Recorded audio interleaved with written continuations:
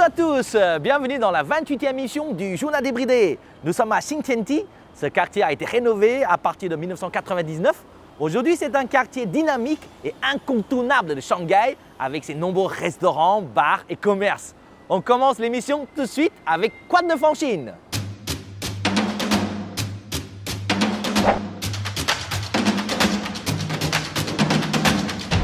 Pour commencer, on va parler du beau temps. Je sais qu'il a fait très chaud en France cet été. En Chine, c'était pareil. Et oui, j'ai eu droit à la canicule. On a même atteint 47 degrés à Shanghai. Début août à Hangzhou, des glaces fondantes ont fait sensation devant un centre commercial. Vous me direz, comment ça? Regardez ces images. Des glaces géantes ont été installées pour rappeler aux passants la lourdeur écrasante de la chaleur estivale et l'importance d'une bonne hydratation. Perso, je fonds pour les glaces au chocolat. Et vous? Je sais qu'en France, on aime bien se prendre en photo devant des panneaux de noms de rue assez rigolos comme Très con, Va-t'en, etc. À Shanghai, c'est un panneau de rue qui a fait du buzz dernièrement. Le panneau indiquant « Tu me manques terriblement depuis Shanghai » est devenu viral et il est même devenu une attraction touristique populaire grâce en partie à sa promotion par des influenceurs.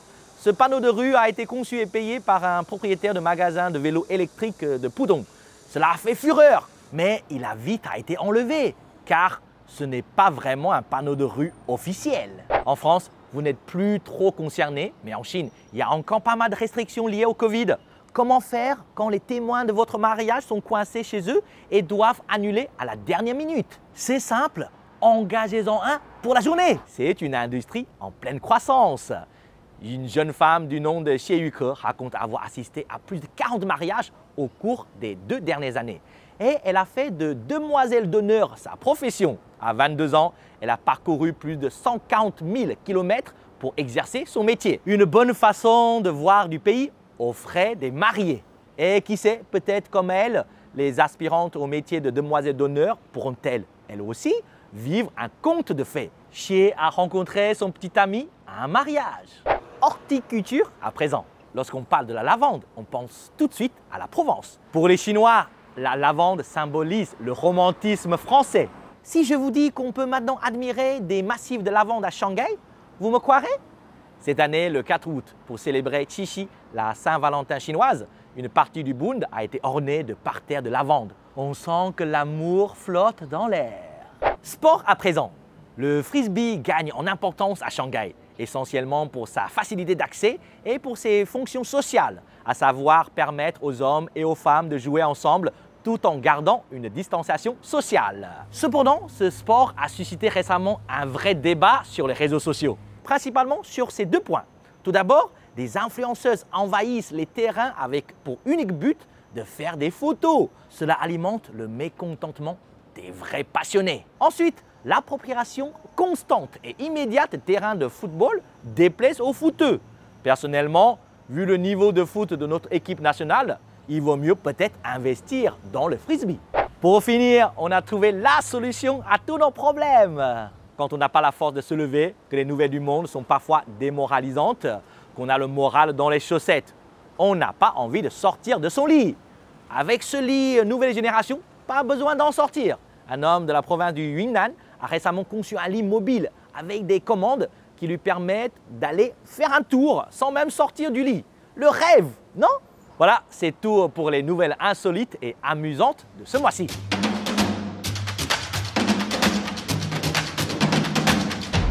Si je vous dis Hervé Cuisine, Jean Humbert ou French Naked Chef, ça vous dit quelque chose? Ce sont effectivement des influenceurs culinaires français. Aujourd'hui, dans Zoom sur le net, je vous fais découvrir quelques influenceurs culinaires chinois les plus suivis sur Douyin, le TikTok chinois. On commence par Yeshi Xiaoge, avec plus de 5 millions de followers sur Douyin. Il ne parle jamais, pas un mot dans ses vidéos et pas vraiment de recettes de cuisine. On le voit toujours en train de se goinfrer dans la nature, parfois dans les montagnes enneigées, parfois dans un paysage bucolique. Pas de cuisine compliquée, quelques brochettes, quelques écrevisses, une bonne bière et hop, c'est la grande bouffe. Un bon gueuleton en pleine nature, c'est parfois aussi simple que ça. Voyons maintenant Li Wo Shaonu Mini, anciennement appelé Ta Wei Mini, gros estomac mini. Je vous l'accorde, gros et mini, c'est déjà une contradiction. Avec plus de 6 millions de fans sur Douyin, cette jolie demoiselle a un estomac qui engloutit des quantités gargantuesques de nourriture. Joviale avec un estomac d'ogre, elle parle tout seule devant la caméra, parfois de ce qu'elle mange, parfois de ce qu'elle en pense, ou parfois juste de ce qui se passe dans sa tête. L'influenceuse Pan Gongshi Xiaoye possède près de 24 millions de fans sur Douyin. Quel est le secret de son succès? Elle tourne des vidéos loufoques dans son bureau de travail. Enfin, elle nous fait croire que c'est son bureau. Chaque vidéo est un petit sketch dans lequel elle s'amuse avec ses collègues. Elle rigole, elle a créé son propre univers entre la bouffe et la bouffonnerie. L'influenceur Ma Ladezi vient de la province du Shandong. Cet homme de 38 ans était maçon avant d'attirer près de 40 millions de followers avec ses vidéos culinaires. Cet homme gentil et bienveillant propose de vraies recettes de cuisine familiale. Étape par étape, il montre le processus. À la fin de chaque vidéo, il n'oublie jamais de remercier ses followers. Pour finir, selon vous, qui est l'influenceuse culinaire avec le plus de fans? C'est bien sûr Li Ziqi. Vous vous souvenez d'elle? Je vous ai déjà parlé d'elle l'année dernière dans l'actu de l'épisode 11 du journal débridé. Elle a 52 millions de fans. Un cadre idyllique, un retour à la nature. Le son, la lumière, la prise de vue, tout est millimétré à la perfection. C'est juste parfait. Entre vous et moi, j'ai une petite préférence pour Yeshi Xiaoge. Et vous?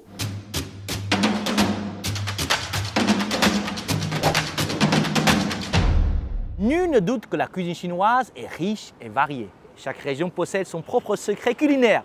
Mais les 8 grandes traditions gastronomiques sont reconnues en Chine et elles en font la grandeur de la cuisine chinoise dans le monde. Aujourd'hui, dans Sur le bout de la langue, on va d'abord parler des 4 premières grandes cuisines chinoises. On en profitera aussi pour réviser un peu l'histoire et la géographie de la Chine. Tout d'abord, un petit lexique important et utile. Il existe 5 saveurs primaires ou de base. Le sucré, tian, le salé, xian, la mer, ku, l'acide, suan et l'umami, découvert en 1908 par le scientifique japonais Kikunae Ikeda. En chinois, on dit xian pour umami. En français, on traduirait plutôt par le mot savoureux.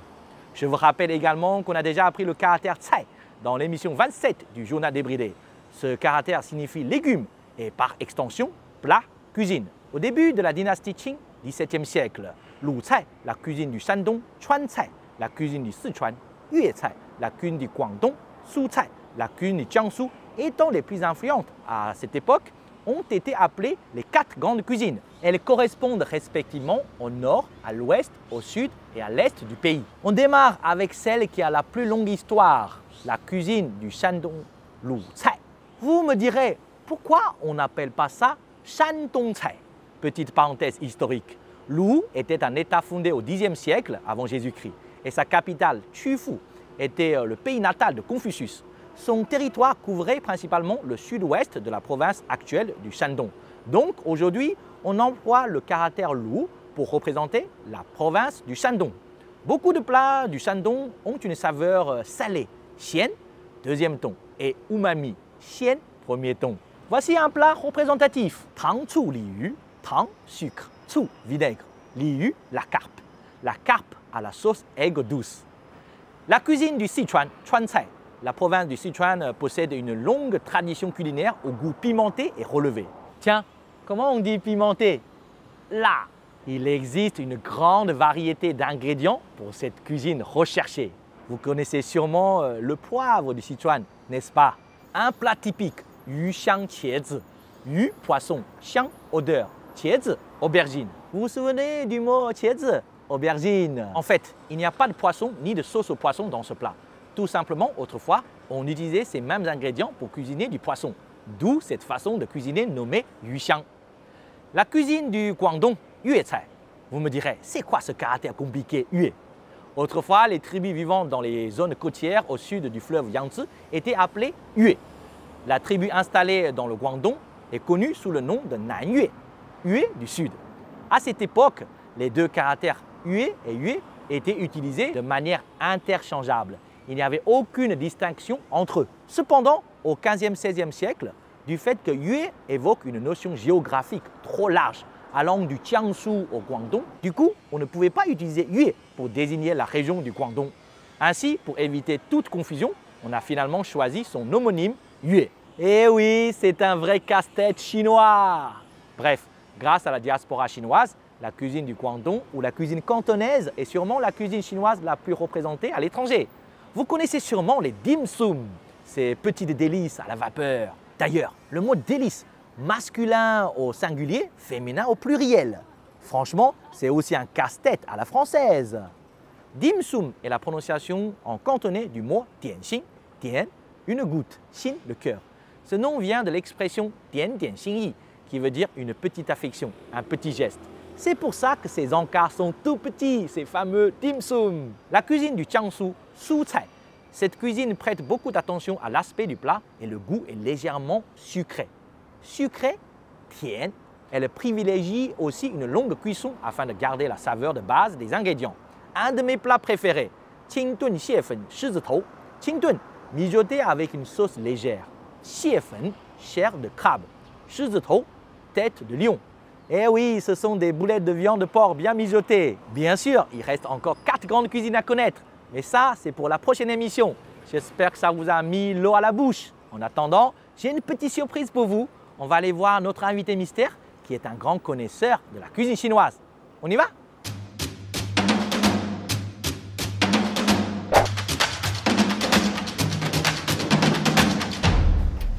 Salut Lisson. Salut Corentin, comment vas-tu? Très bien et toi-même? Qu'est-ce que tu nous ramènes là? Ah ça, c'est une petite surprise pour toi. Ok, vas-y. Bonjour à tous, je m'appelle Corentin Delcroix, alias Zhuchu Guangtan. Je suis français, je viens du nord de la France, de Douai. Je suis basé en Chine depuis maintenant 17 ans, à Shanghai. Et je suis cuisinier et influenceur sur les réseaux sociaux chinois. Alors Corentin, ta première rencontre avec la Chine? C'était en 2002. Et pour être honnête, c'est un peu le fruit du hasard parce qu'au final, j'ai fait une école de commerce en France. Ça s'appelle le CESEM. En gros, cette école, c'est 2 ans en France et après 2 ans à l'étranger. Et il y a des programmes franco-allemands, franco-mexicains, franco-chinois. Et à l'époque, moi, j'ai toujours bien aimé voyager. Je connaissais absolument rien à la Chine, vraiment rien. Et donc, au final, c'est ça qui m'a attiré. Je me suis dit, je ne connais pas du tout. C'est un grand pays, ça vaut le coup d'aller voir ce qui se passe là-bas. Donc, j'ai choisi le programme franco-chinois, mais c'était un peu par hasard. Quelles étaient tes impressions à ton arrivée en Chine? Alors, première impression, ça a été choqué par l'échelle de tout ici. Moi, je viens d'une petite ville en France, de Douai, dans le nord de la France, c'est 60 000 habitants. T'arrives à Shanghai, il y a plus de 20 millions d'habitants. Et à l'époque, ça fait un gros changement. Tout paraît immense, tu as l'impression qu'il y a toujours énormément de monde partout. Donc ça, c'était la première impression. Et deuxième impression, c'est la cuisine. Ça a été vraiment une découverte pour moi. J'ai adoré dès le premier contact avec la cuisine chinoise. Très différent de la cuisine chinoise que j'avais connue en France. J'ai passé beaucoup de temps tous les jours à essayer de découvrir des nouveaux plats, essayer d'apprendre tous les caractères autour de la cuisine, de déchiffrer les menus, etc. Donc la cuisine pour moi a été une grosse révélation. Parle-nous un petit peu de ton parcours professionnel. Pendant cette période en Chine, en étudiant le commerce, j'ai découvert la cuisine chinoise. Je me suis intéressé à la cuisine. J'ai commencé à apprendre un peu de la cuisine chinoise et j'ai découvert que j'aimais beaucoup ça. Donc j'ai décidé de repartir en France, d'apprendre la cuisine française. Donc là, j'ai fait 2 ans et demi à l'Institut Paul Bocuse. Après, j'ai travaillé un peu en France dans des restaurants. Et en 2010, l'Institut Paul Bocuse voulait ouvrir pour l'exposition universelle de Shanghai une succursale de l'école. Donc vu que j'avais déjà de l'expérience en Chine et que j'étais diplômé de l'école, donc ils m'ont rappelé pour faire partie de l'équipe qui a ouvert l'Institut Paul Bocuse à Shanghai. Au bout de 5 ans, j'ai décidé de partir et j'ai créé une société de conseil. Donc une société de conseil où on fait du développement de produits pour des marques étrangères qui viennent sur le marché chinois ou pour des marques chinoises qui veulent des plats un peu plus créatifs. Et au début du Covid, on a commencé aussi à partager des vidéos sur les réseaux sociaux. Donc ça a bien marché, ça s'est bien développé. Donc maintenant j'ai un peu ces 2 étiquettes, consultant, développement de produits et KOL, influenceur, partager des vidéos comme ça. 大家好，我是光滩。今天我们来做一个法国西南部的一个名菜 poulet basquez， 就是巴斯克炖鸡。Est-ce qu'il y a vraiment un plat qui est très étonnant selon toi? Plat qui m'a surpris, les zuexiang. En arrivant à Shanghai, c'est quelque chose qu'on a mangé assez tôt et qui au final, première fois que le plat arrive avec les crevettes qui sont toutes en train de sauter avec le couvercle pour éviter que ça part partout. Donc ces crevettes vivantes qui sont noyées dans l'alcool, c'est un plat qui, au final, pour un Français, c'est très bizarre. Quand tu penses qu'en France, on va manger des huîtres vivantes, au final, c'est à peu près la même, mais dans la façon de faire, ce qui est très différente de ce dont on a l'habitude. Donc, il y a une grosse surprise la première fois.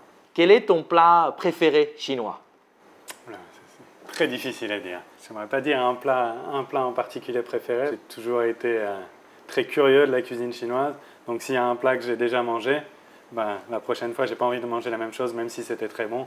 J'ai envie de découvrir quelque chose d'autre. Moi, ma femme est shanghaïenne, donc je mange la cuisine shanghaïenne beaucoup de cuisine shanghaïenne à la maison. Et donc, au final, il y a des plats qui maintenant sont devenus de la cuisine confort, comme un gratin dauphinois pour un Français ou un bœuf bourguignon. Ben, maintenant, si je mange un cai fan, Shanghai cai fan, ou le hong shao zhou, le porc braisé, c'est des plats qui vont m'apporter ce petit côté confort. Un peu l'impression de retourner à la maison. Plein de plats chinois possèdent des noms assez intéressants. Est-ce qu'il y a un nom de plat qui t'a plu vraiment ou que tu trouves super drôle? Oui, il y a des plats qui sont très marrants. Par exemple, ma yi shang shu, donc les fourmis qui montent sur l'arbre, qui au final, quand tu regardes le plat, ça reflète bien cette métaphore, les vermicelles, avec les petits morceaux de viande qui représentent les fourmis. Donc c'est de manière à introduire le plat de manière assez poétique. Au final, c'est assez marrant. Tiens, j'ai entendu dire que certains plats shanghaïens étaient d'origine étrangère, par exemple le luo song tang. Alors, est-ce que tu peux nous raconter un peu l'histoire? Pour moi, c'est quelque chose qui m'intéresse vachement. J'ai toujours été passionné par justement les histoires derrière les plats. Au final, ça illustre pas mal qu'est-ce que la cuisine fusion. Au final, la cuisine fusion, tout le monde dit que c'est juste de prendre un plat de là, de les mélanger, mais c'est pas comme ça. Au final, la cuisine fusion, c'est quelque chose la cuisine, ça évolue tout le temps. Et en fonction de différentes influences, il y a des plats qui vont évoluer dans une direction particulière.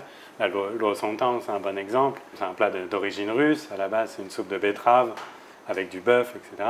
Arrivé en Chine, il n'y avait pas de betterave, mais ils voulaient quand même manger. Donc les cuisiniers chinois ont utilisé ce qu'ils avaient sous la main, la tomate, pour essayer de créer quelque chose d'assez similaire à ça pour des clients russes ou européens peut-être à la base. Et au final, les cuisiniers chinois, au fur et à mesure du temps, se sont appropriés ce plat, l'ont modifié en fonction des goûts locaux, des ingrédients locaux, et c'est devenu luo song tang. Donc il y a toute une évolution au cours du temps.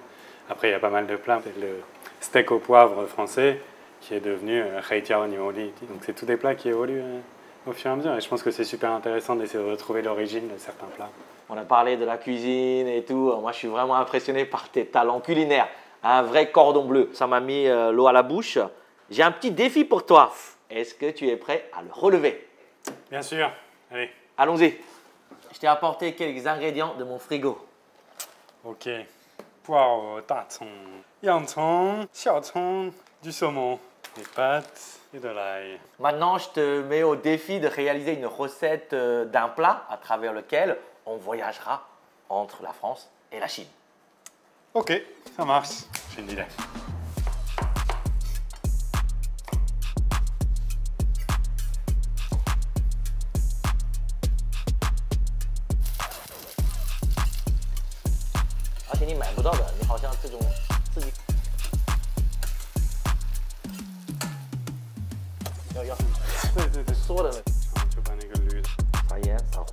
Cuisine fusion, hein. Tu dis voyager, on va voyager entre la Chine et la France. En France, on mange des pâtes avec saumon et de la crème.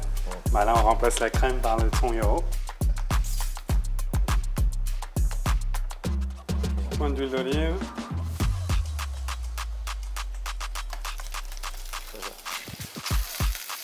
Et imiter ça avec le saumon.